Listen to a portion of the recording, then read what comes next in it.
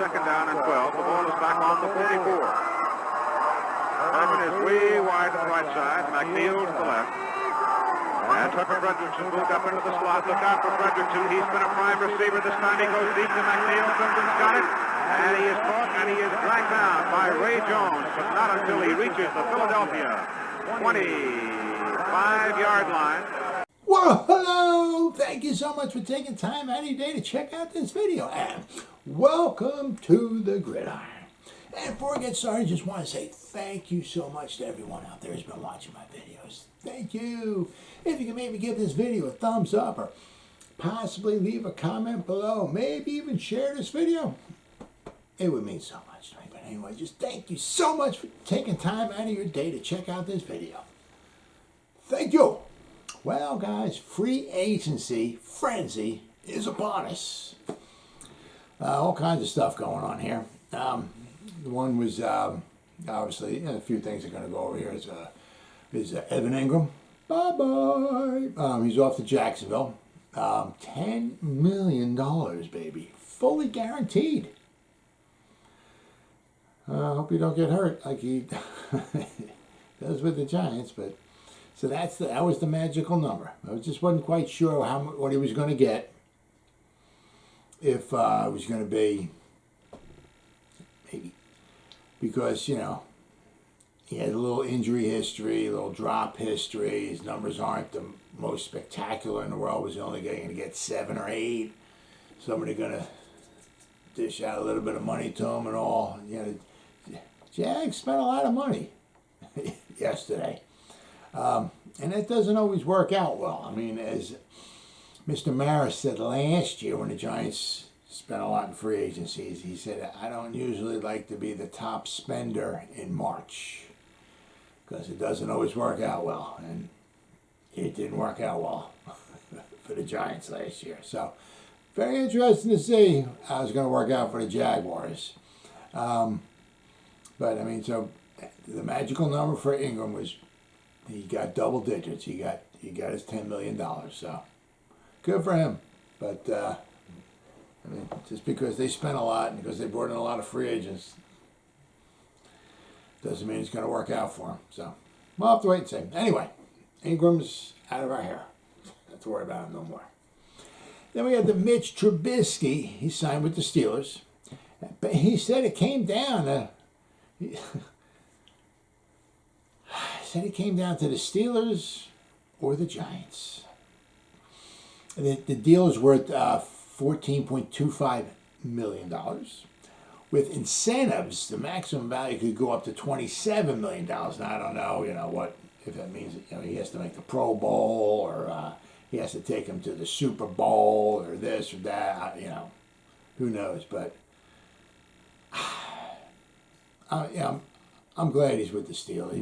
The Giants, need to spend money elsewhere. I mean, so basically, they spent like the Steelers about $7 million a season for Trubisky. Okay, but I mean, if the Giants had like 60, 70, 80 million dollars to spend, I'd still have a hard time doing that. And I'll get to that in a second, but. I mean, like, the Giants don't have much money at all. I mean, they need to bring in guys, We have no tight ends. We have no offensive line. And you're going to spend half of the money you could possibly maybe spend in free agency on a backup quarterback. I mean, that makes no sense at all to me. It really, really makes no sense at all to me. Bill Parcells I think it was him, said one time, if you have 2 quarterbacks, you have no quarterbacks. I mean, it's first time Daniel Jones throws an interception, the fans are going to be booing for bringing in Trubisky. I mean, if Trubisky comes in, the first time he gets sacked and strip fumbled and the other team gets the ball, they're going to be asking for Daniel Jones. I mean, it's going to, but I thought we were here to try to help Daniel Jones out. I mean, this is his last year. I mean, so you're going to bring in a quarterback that might beat him out? Is that helping him out? I mean, I don't know. I don't get it. But I'm really happy, that that he signed with the Steelers. We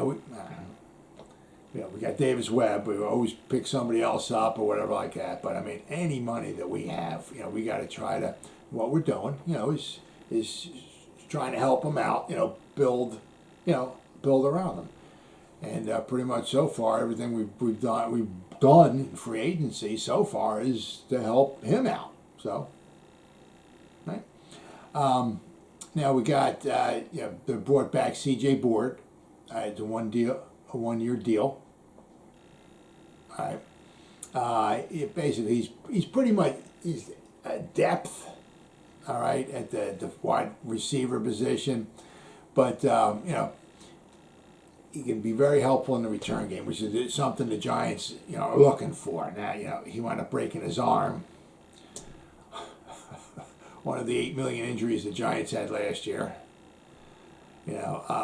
But last year he averaged 24.8 yards on every kickoff return. All right, and he averaged 16.5 yards on punt returns before he broke his arm.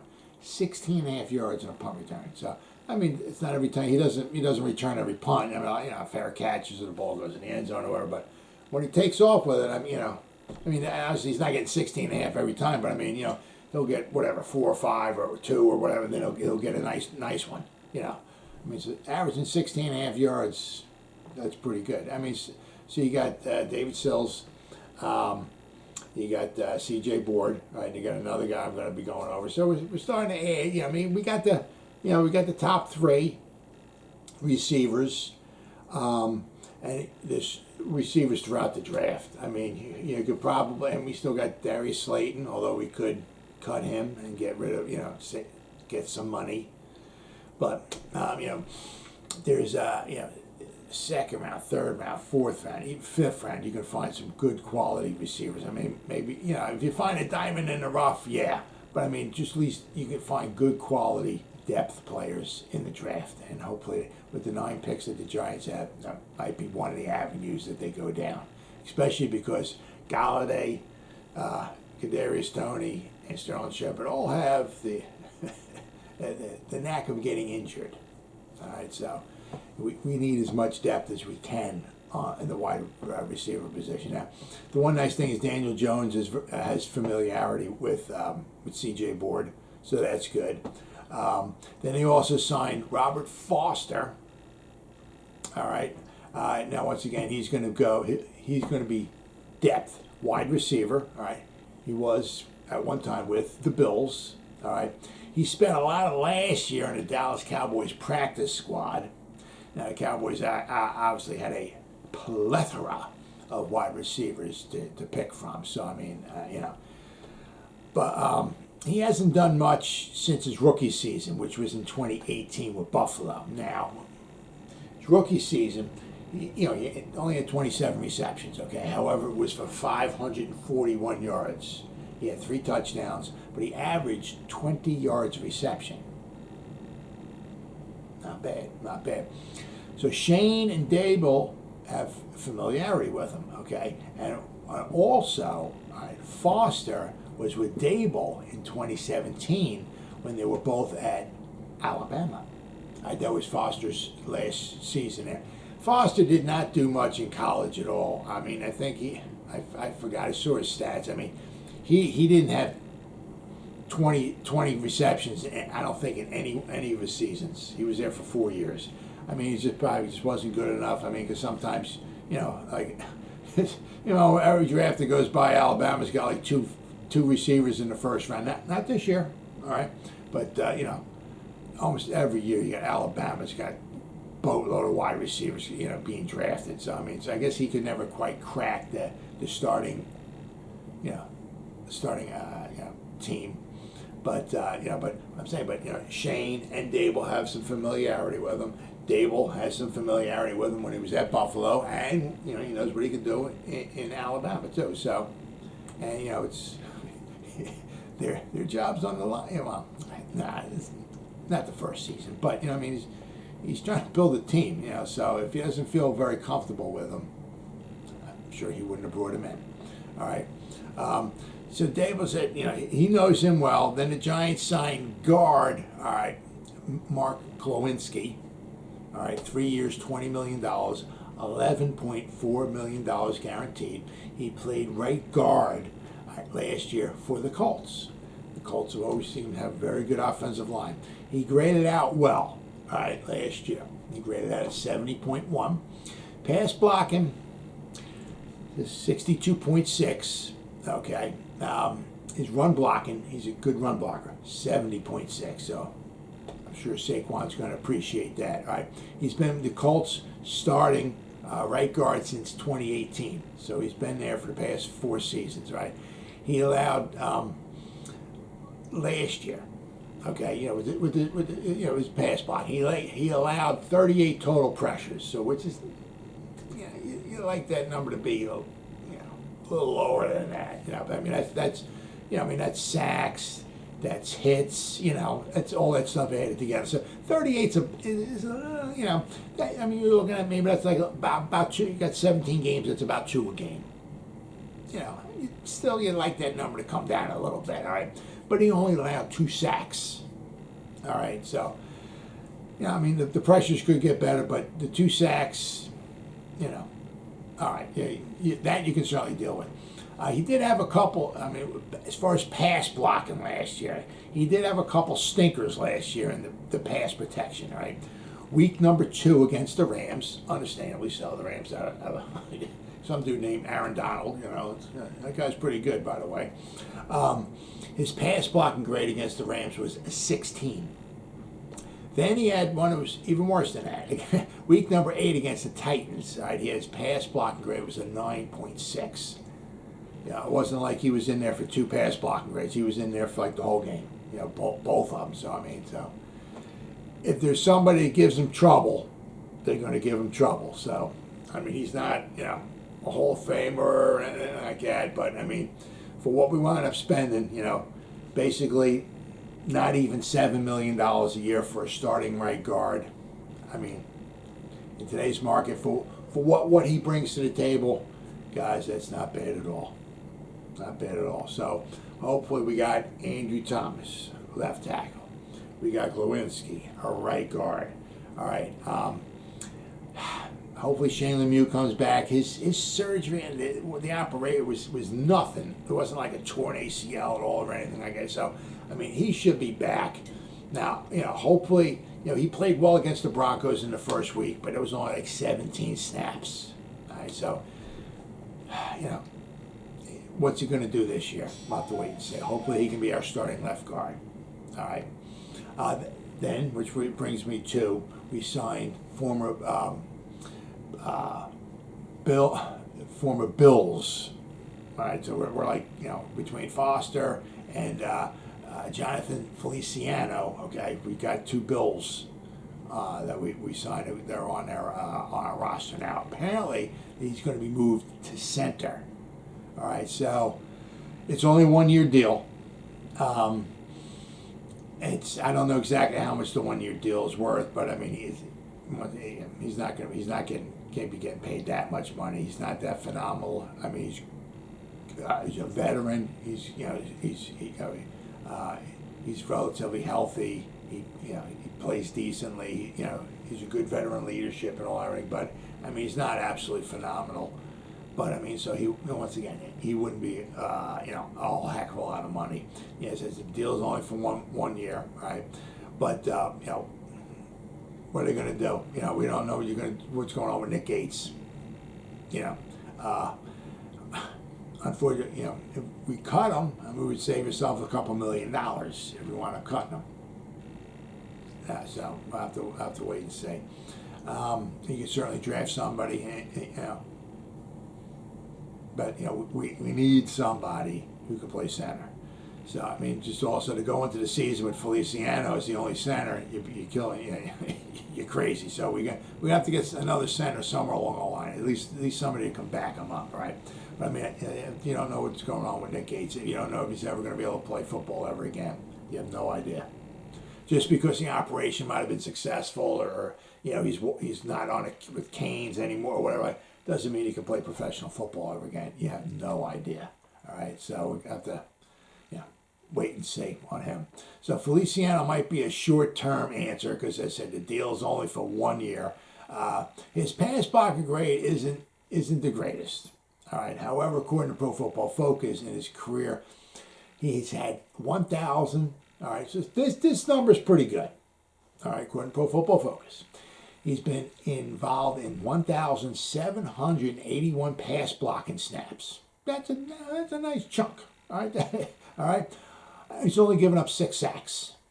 Okay, he's given up some pressures and some hits and this and that, but I mean, right? So basically, out of 1,800, if you want to look at that, 1,800 pass blocking snaps, he's given up 6 snaps. So basically, if you want to break that down, every 300 pass blocking attempts he has, he gives up 1 sack.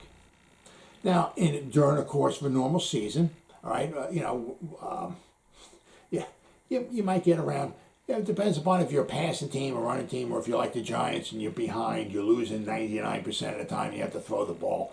When you're down, like we were down. I don't know, what was it, 37-7 to the San Diego? You're not trying to establish the run. I mean, everything's pretty much a pass. So some teams run the ball a little bit more, a little less. But I mean, 600 pass blocking attempts in a season will be pretty close to average, especially now that we have 17 games. So, according to his history, in those 600 pass blocking snaps that we might have this season, he might give up 2 sacks. Right, so that's not bad. That's the same thing with Glowinski. Right, last season he gave up some pressures, okay, but he only gave up 2 sacks. So, I mean, right, you give up 2 sacks from your center, 2 sacks from your right guard. Maybe Andrew Thomas gives up a couple sacks. I mean, I'll sign up for that. Between 3 of your offensive linemen, you give up 6, 7 sacks. I'll sign up for that every day, right? I mean, Daniel Jones got to be better with the ball because when you got pressures or you get hits and stuff like that, you got to be very careful of that. But I mean, so that's not too bad. He's another, person on the cheap, all right, who can get pretty much a plug and play player until this line gets figured out. All right, so I said either we got him. Because I haven't heard really much of anything from Nick Gates. Now, as far as maybe Shane knows, and maybe Gates might have to just take this season off and recuperate and get better. Maybe that's why we brought Feliciano in, so maybe Nick Gates can recuperate, and maybe in 2023 we bring Gates back, right? And he'll have a chance to be the starting center. Who knows? I mean, we might wind up drafting a center in the draft. Who knows? But I mean, he's pretty much going to be. He's on a 1-year deal. We could always certainly re-sign him again. But I mean, he's pretty much just like a stopgap. Until we start getting some things figured out. I mean, he's not hopefully the long-term answer here at center for us. So now, who we have at the offensive line? All right, and we got Andrew Thomas, right, our left tackle. Shane Lemieux, hopefully, will be the left guard. All right, we got Feliciano will be the center. We got Glowinski will be the right guard, and we got Matt Gano will be he'll be the right tackle. Maybe Matt Parrott. So you got maybe those guys will be battling out maybe for the right tackle position. I don't know. Obviously, we're going to find out until the end of next month at the draft. I mean, if Ekwonu or Neal fall to us at number 5, do we just turn the card in? I'll take them. Don't know. And then maybe if you put them at right tackle, one of those two at right tackle, who knows?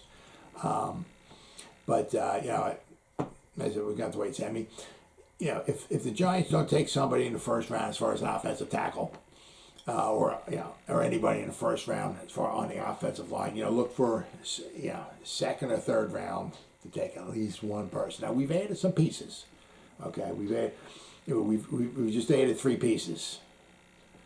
Okay, between Gano, Feliciano, and Glowinski. All right, we've added 3. All right, as I said, you got to get at least one more person in the draft. All right, free agency still not over. We can certainly maybe pick up somebody else on the cheap.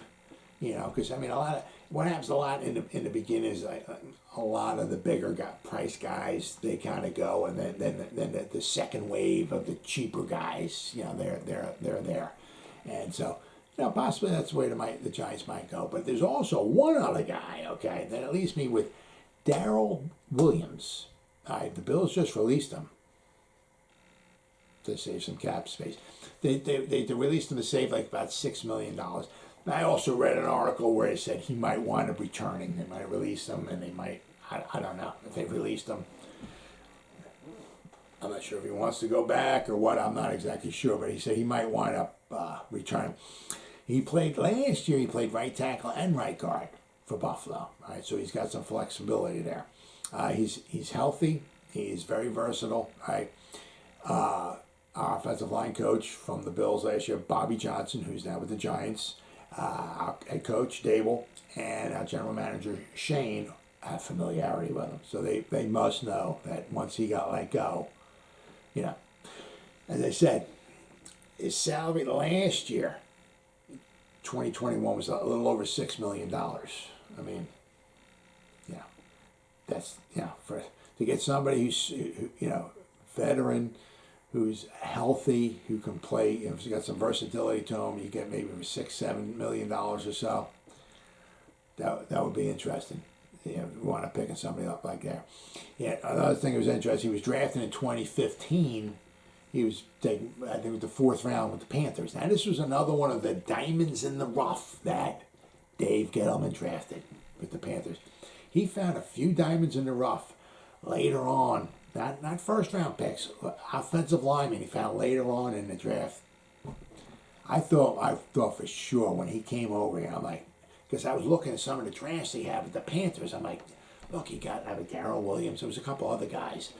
Like later on, I mean, not like first round, I got picked number 3 overall in the draft. It was a great tap. No, I mean, we're talking guys later in the draft. He found some Norwood, some good guys, really good guys later on in the draft. I mean, when he came over here, I'm like, oh man, he's going to fix our offensive line. Because look at these guys he drafted.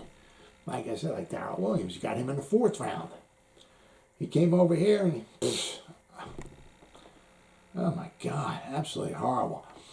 All right, so, he might be somebody he certainly might be worth pursuing, all right? But, it takes two, once again, it takes two to tango, if we can get him, right? I mean, you got to realize with the amount of money that we had, if we get him, that's pretty much going to be about it, other than like getting maybe $1 million a year guy here or there or something like that. Because, I mean, if we wind up signing Ogano, we got Glowinski, and if we were able to get Daryl Williams maybe for $6 or $7 million, you got to realize that with the amount of money the Giants have, or don't have, shall I say, if we were able to sign Daryl Williams, all right, for $6 or $7 million, Christmas is over. Well, as always, guys, thank you so much for taking time out of your day to check out. You guys stay safe out there and go Giants. Woo!